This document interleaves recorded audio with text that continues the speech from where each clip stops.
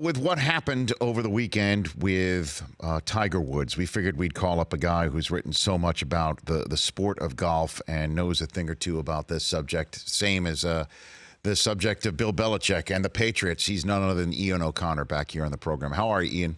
Hi, Rich. How are you? I'm good, thanks. So I was going to start with Tiger, but with Russell Wilson signing the richest contract for a per annual basis for a quarterback in the National Football League, best paid player in the National Football League.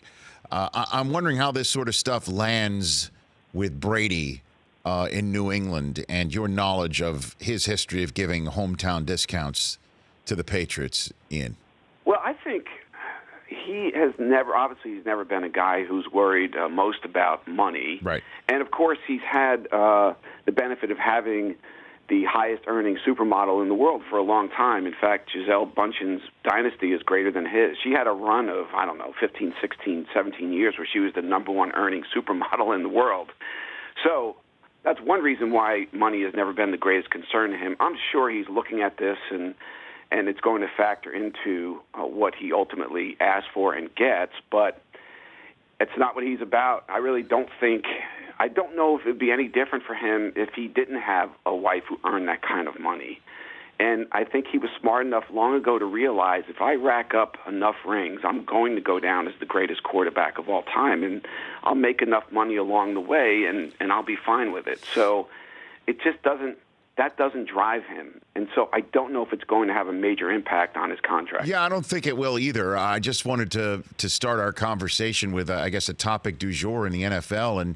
And with that, I'm wondering what you think Belichick's thinking, that here's another team that is maxing out essentially at the quarterback position and wondering, looking around the league at how teams are building. And he's the only one, I guess, that has an all-world GOAT quarterback that doesn't take up a huge percentage of the salary cap. It's just amazing how the Patriots continue to build their team in a way that nobody else does. Right, and Belichick is lucky that he has a quarterback like that who has that mentality and philosophy and approach. And there were a number of years ago when Brady looked like he was declining right before they drafted Garoppolo. Robert Kraft had a conversation with him about his need to continue giving hometown discounts for the benefit of the whole. And Brady was very willing to do that. Of course, the reason they drafted Garoppolo in 2014 was they saw him physically declining, and the numbers were going and trending in the wrong direction with Brady. And then, miraculously, he outplayed the Belichick software, the Belichick system, which, of course, moves out players 1 year early rather than 1 year late. He was scheduled to be replaced, and it is pretty amazing that he outplayed the system and forced them to trade Garoppolo instead of trading him. It's one of his greatest career accomplishments. It really is. Yeah, Ian O'Connor here on the Rich Eisen show. So, okay, how can you place in perspective what we saw at Augusta with Tiger, Ian? Well, I think it's the greatest sporting event I've witnessed. I've been accused of recency bias on that on social media, but I just think given what he had gone through, where he was 2 years ago, where he told everyone he was done as a golfer, not as a contender, not as a champion, just period, as a golfer, he was never going to play again.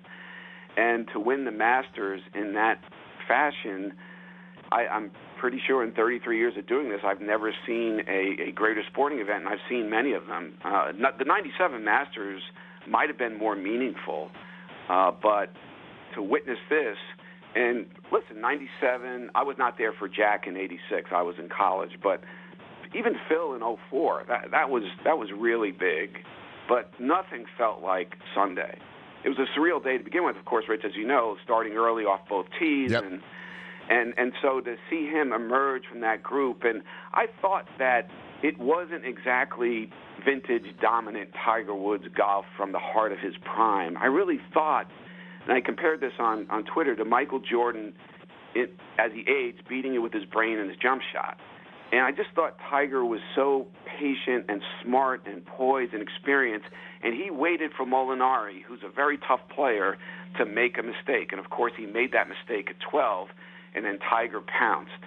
And It was, listen, my wife and son are not golf fans, and they were home watching on TV. They couldn't even get up to go to the bathroom. They were so overwhelmed by the scene and riveted. And I don't think any other athlete outside of Michael Jordan could have that kind of impact on people who don't follow the sport like Tiger did that day and last week. It was really something unlike anything I've ever seen. Yeah, I'm with you, Ian. I mean, my kids were watching the Masters, the Sunday round of the Masters on DVR last night, and because they're just fascinated.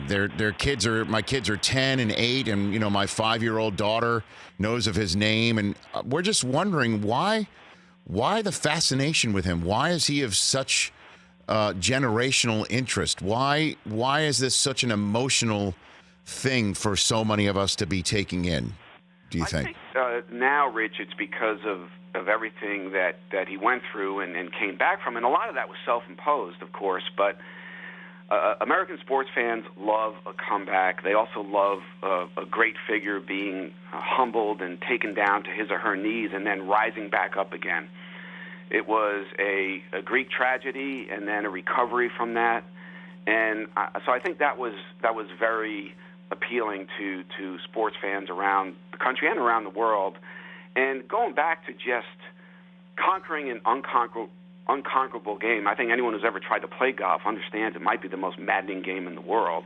To see someone who can conquer it, I think, also touches a lot of people. But I do believe you have to go back to the elitist and exclusionary nature of golf and country club America, and to see an African-American in his early years come into the game and had a place at Augusta National that, of course, had exclusionary policies to win. I'll never forget the looks on faces of the African-American workers at Augusta National in '97 when he won, and just how meaningful that was.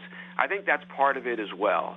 And so you put all that together, and he's got one of the greatest names you'll ever see in sports. It's true. He's a good-looking, charismatic figure, and you have one of the greatest athletes this country has ever produced. Ian O'Connor, the author of Arnie and Jack, Palmer Nicholas and Golf's Greatest Rivalry, here on the Rich Eisen Show. So do you think he catches Jack? I mean, these things sometimes come in bunches. We're even seeing the baseball player from the Orioles, Chris Davis. He didn't get a hit in 53 straight at-bats, and then all of a sudden they're just coming in bunches. That usually happens in sports. What do you think here?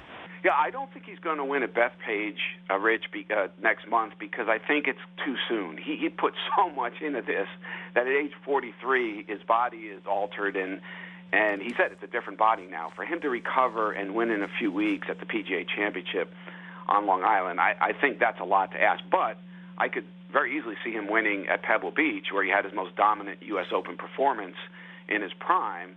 And so I would not be surprised at all if he's at 16 at the end of this year. And then he's right on the doorstep. We saw Tom Watson one putt away at age 59 from winning a major. Tiger certainly was better than Tom Watson, great as he was. So he's going to have years where he could just pick off a major at age 51. You can do that in golf. So, yeah, I think 15 was always going to be the most difficult one for him to get to. Now that he's done that, I could see him at 16 at the end of this year, and then he's got a lot of years to just pick off one here or there. So 18 or 19 is very much in play. And I just love how you said what you said, Ian, that he reminds you of Jordan in his advanced years in the NBA, where he was a different type of player, but he still had that championship quality and the savvy to draw upon a championship performance. And until 16, that shot on 16 where he almost jarred it, when he finally had the lead for the first time, and anybody wondering what's he going to do to try and close this thing out, perhaps he doesn't have that magic to close it out. He didn't have that closer mentality anymore, and then he almost jarred it on 16. That was the old Tiger Woods, not the advanced Tiger Woods. You know what I mean? Right. I was at the 16th tee box when he hit that shot, and the sound, the noise, as the ball trickled down from the top of that green towards the flagstick was just unlike a sound I've heard before at Augusta National. And I think that it reminded me, well, people who were at the '86 Masters and talked about the sound that Jack made at 16. Of course, when the ball was in the air, his son Jackie, who was caddying for him, said, "Be right." And as Jack was bending over to pick up his tee, he said, "It is." That's right. And so I imagine the sound was exactly the same as it was Sunday at 16. And I think it was apropos that that Tiger and Jack, who orchestrated and authored the two best Masters ever, made magic at the very same hole, the 16th. Ian, thanks for the time. Really appreciate it. We'll chat down the line as conditions warrant. You always have great perspective. Appreciate you lending it. Yeah, thank you. Yeah, that's Ian O'Connor at Ian_O'Connor. For more of The Rich Eisen Show, tune to Audience Channel 239 on DirecTV for free on BR Live or download the Rich Eisen Show app.